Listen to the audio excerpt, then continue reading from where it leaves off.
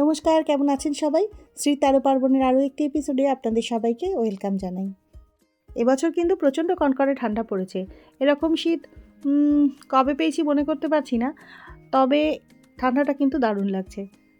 এই শীতে খুব একটা কিচেনে যেতেও ইচ্ছা করছে না, আবার টেস্টি টেস্টি খাবার খেতেও ইচ্ছা করছে।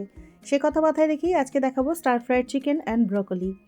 যারা ডায়েটিং করছেন তাদের জন্য এটা একটা আইডিয়াল রেসিপি, যারা করছেন না তাদের জন্য এটা কিন্তু একটা খুব টেস্টি রেসিপি। ডিনারে এটা অনায়াসে খেতে পারবেন। চলুন তাহলে আর কথা না বাড়িয়ে রেসিপিটা শুরু করে দিই। এখানে আমি 100 গ্রাম মতো চিকেন নিয়েছি, বোনলেস, ছোট টুকরো করে কাটা। এবার চিকেনগুলোকে ম্যারিনেট করব হোয়াইট ভিনিগার দিয়ে। এখানে আমি 2 চামচ মতো ভিনিগার ইউজ করেছি, আর দিয়ে দেবো কিছুটা ব্ল্যাক পেপার পাউডার। এখন কিন্তু আমি চিকেনগুলোতে কোনো নুন ব্যবহার করিনি। চিকেনটাকে মিনিট 10 মতো ম্যারিনেট হতে দেবো। আর নিয়েছি একটা ছোট সাইজের ব্রোকলি। প্রথমে বড় বড় টুকরোগুলো কেটে নিচ্ছি, তারপরে ওগুলোকে মাঝখান থেকে স্লিট করে ছোট ছোট টুকরো করে নেব। তবে খুব ছোট ছোট টুকরো করতে লাগবে না, মোটামুটি মাঝারি সাইজের টুকরো করলেই হবে। ব্রোকলিটা আমি 1 কাপ পরিমাণ ব্যবহার করেছি। এই শীতকালে বাজারে সফট আর ফ্রেশ বিনস পাওয়া যাচ্ছে, সেরকমই কয়েকটা বিনস নিয়ে নিয়েছি। এই 9-10টা হবে। বড়গুলোকে 3 টুকরো করে কাটবো, আর ছোটোগুলোকে 2 টুকরো করে কাটছি। একটা বিনসের টুকরো মোটামুটি আঙুলের সাইজের হবে। এবার সবজিগুলোকে স্টিম করে নেবো। তার জন্য কড়াইতে ফুটতে দিয়েছি গরম জল। এরকম একটা জালি জালি পাত্র তার উপরে বসিয়ে দিলাম। বিনস আর ব্রকলিগুলো একসাথেই দিয়ে দেবো স্টিম করার জন্যে। হাই ফ্লেমে সবজিগুলোকে স্টিম হতে দেব 2 মিনিটের জন্যে।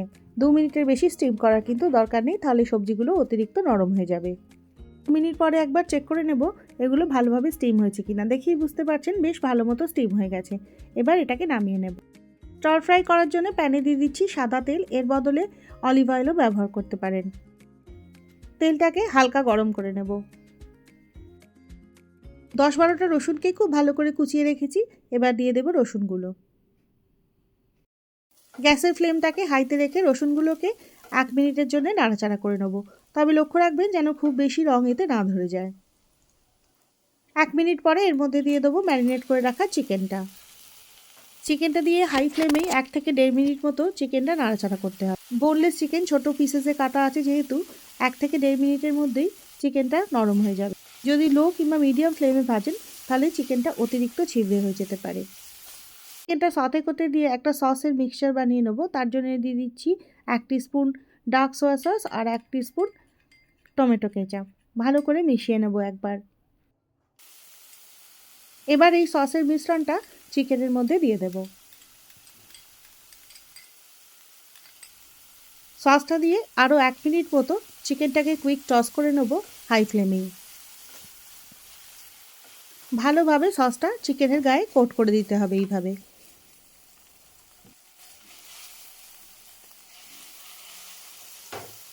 একবার চেক করব চিকেনটা সেদ্ধ হয়েছে কিনা।